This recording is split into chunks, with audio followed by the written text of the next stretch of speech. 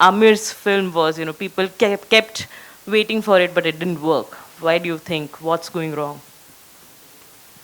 If we knew, we will all be making. It's not, anybody doesn't start off thinking that we're making a wrong film. The intent and the hard work behind it is just as intense with every film that either works or doesn't.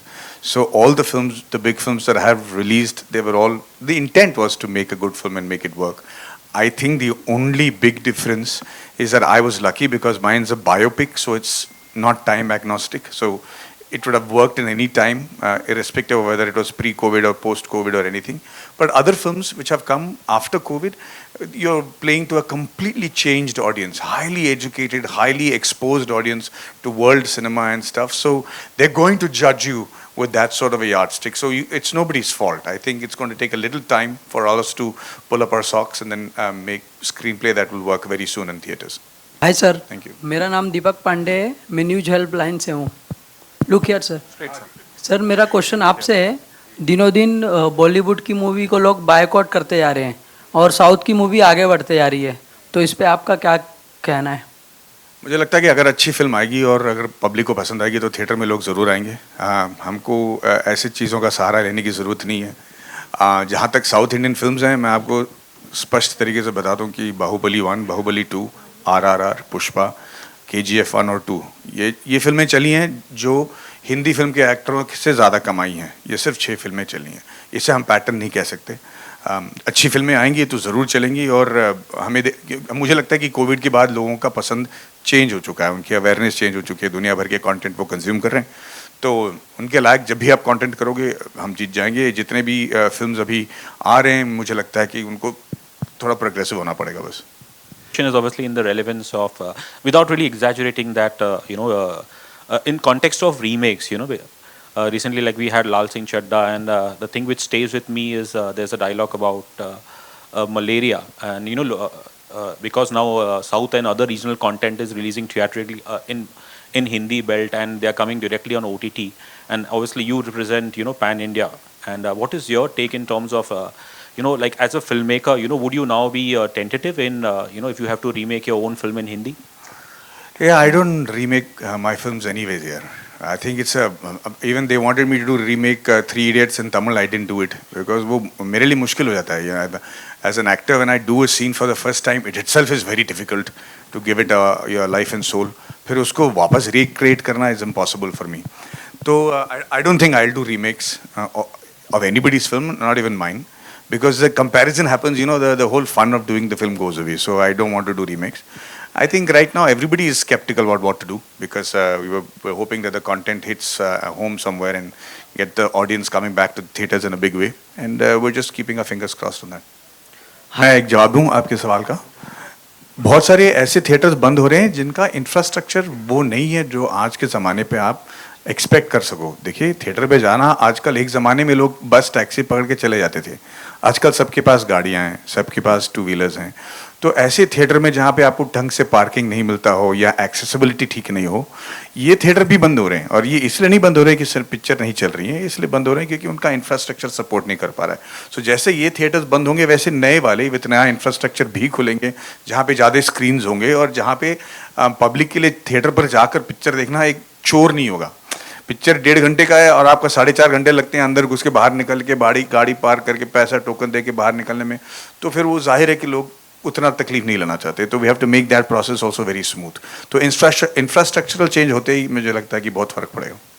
A character you just do not play, but you have been involved immensely in the making.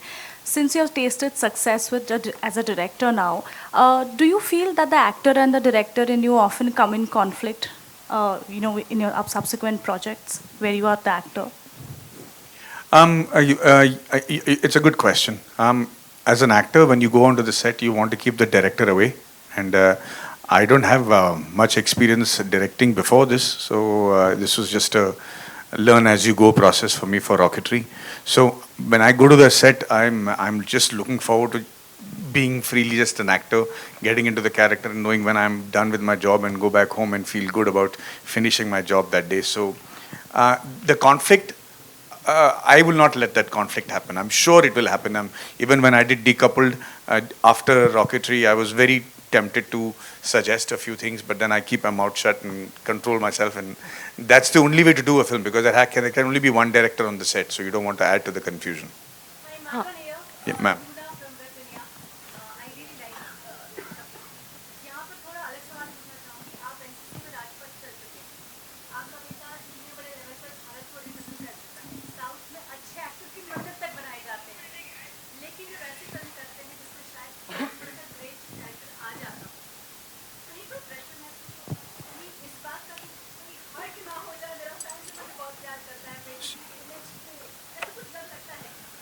नहीं नहीं, मतलब decouple करने के बाद तो मैं बिल्कुल बेशर्म हो गया उसके बाद तो मुझे देखिए, ये हमारे लिए एज एक्टर्स, ये हमारे लिए एक अकम्पलिशमेंट है। हम किरदार बन के सामने आते हैं, it has no reflection of our actual standing in society. दूसरी बात यह है कि ये बहुत सारा प्रेशर हम पे डाला जा रहा है, मेरे और मेरे बेटे पे।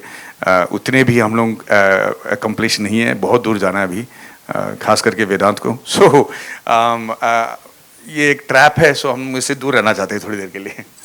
Hello all. Hi, this is Komal from Indian Express. My question is for Bhushan ji and Maddie. In the times when, you know, most big Hindi films have not done well, you are a bunch where your Hindi films have done well. Rocketry did really well. Bhul Bhulaiya did very well. For Darshan, even the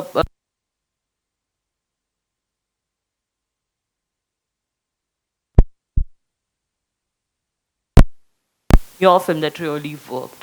Maddie, Amir's film was, you know, people kept waiting for it, but it didn't work. Why do you think? What's going wrong? If we knew, we will all be making. Madhavan sir, your centre Rahul here from the फिल्मी चर्चा। जैसा कि आपने कुछ देर पहले कहा कि आप जो भी फिल्में करते हैं कमाल के होते हैं फिल्में, इसके पीछे एक ही वजह होती है कि आप एक फिल्म को ज़्यादा से ज़्यादा वक्त देते हैं सर। जैसा आप साल में 5-6 फिल्में नहीं करते हैं, एक फिल्म के पीछे बहुत टाइम देते हैं, और दूसरी तरफ आपके फैंस चाहते हैं कि आप ज़्यादा से ज़्यादा फिल्में करें। दोनों को बैलेंस करने के लिए क्या स्ट्रेटेजी अपनाते हैं आप? भाई साहब, मैंने कभी नहीं कहा कि मेरे सारी फिल्म कमाल के हैं, मैंने कहा कि मेरे रोल्स अलग हैं। मेरा फितरत मत बदल दीजिए।